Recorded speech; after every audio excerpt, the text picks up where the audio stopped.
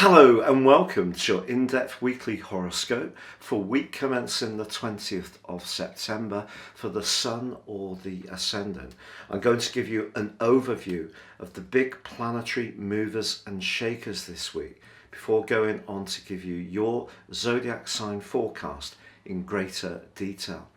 This week begins on Monday or Tuesday, depending on where you are in the world, with that fabulous full moon in the sign of Pisces. And I say fabulous because this is a glorious opportunity for us all to realign our physical and practical realities with the more emotional and spiritual dimension. If we're too focused on the humdrum, we need to just tune out from that a little bit and become much more conscious about how things feel. If we're very focused on the emotional and spiritual dimension, but not quite so on top of our practical world, then this is a great chance to realign. And with Pluto in support, the planet of change, there's every chance we can do this really well.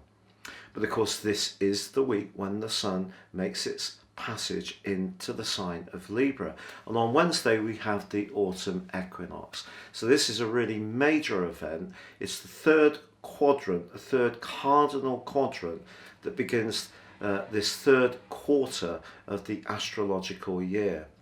It begins with the Sun at 0 degrees Libra, and that's known as an earth point.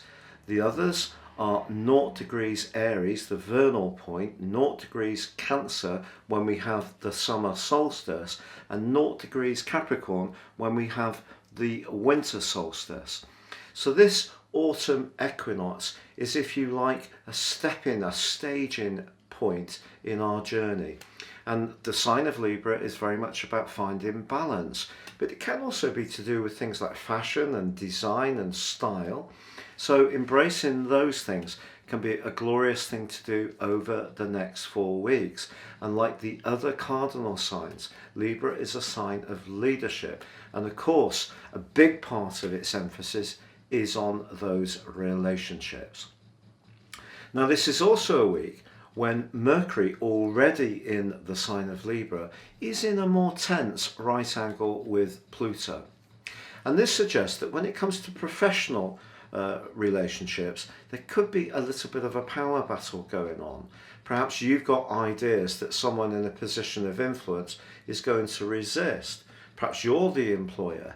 Either way, some kind of tension is possible, though from midweek there is a glorious angle between Mars in the sign of Libra and also Saturn. And that suggests where we have very solid relationships and we feel a sense of trust and also perhaps a sense of community, then those alliances can get stronger. But of course, the other standout influence this week is Venus's opposition to Uranus. And this is just saying to us, while we're becoming more mindful of relationships with that Libra change and that autumn equinox, it's just saying that we still need to be open-minded and flexible. Both Venus and Uranus are in fixed signs in Scorpio and also Uranus. So if we are a little too attached to our routines and we've lost a little bit of the spontaneity in a close relationship, this is a great time to start working harder at it and try to do things a little bit more off the cuff. But if you're single, all these energies this week do point towards an increased possibility to someone to come into your world, but it may happen quite quickly and in quite a magnetic and electric kind of way. Now, if you're new to me and my channel, I'd be honoured if you would subscribe. Please click or tap on the bell notification symbol. And if you'd like to get your free daily written horoscope fired to your device each morning, you can do so by subscribing on the link below.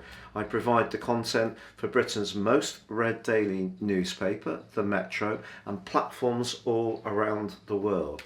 And of course, with year 2022 racing up, if you do want your forecast for next year now, you can order it and get the rest of this year free, plus a character analysis, plus 30% off. So please see that offer below.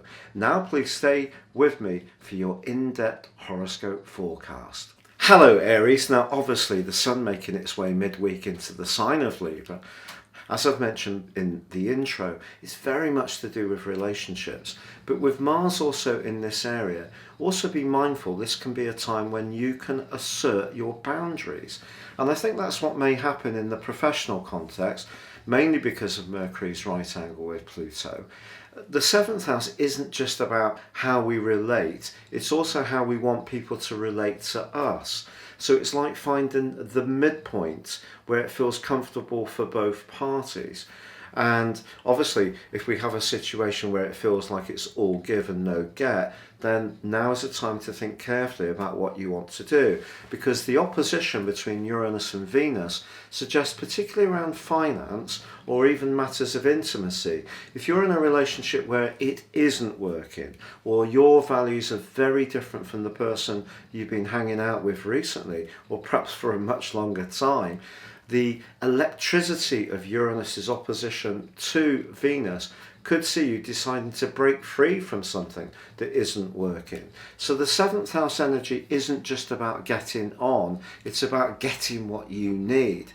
And I think the full moon, it is more psychological for you, there's no doubt about it. And perhaps the area to watch out for most of all is professional relationships.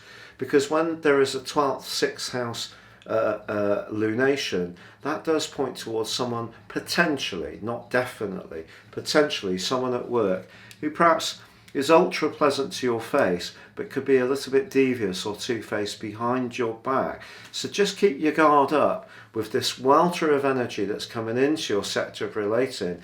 It's time for you to stand up for yourself as well as get what you rightly deserve and need in terms of your romantic relationships.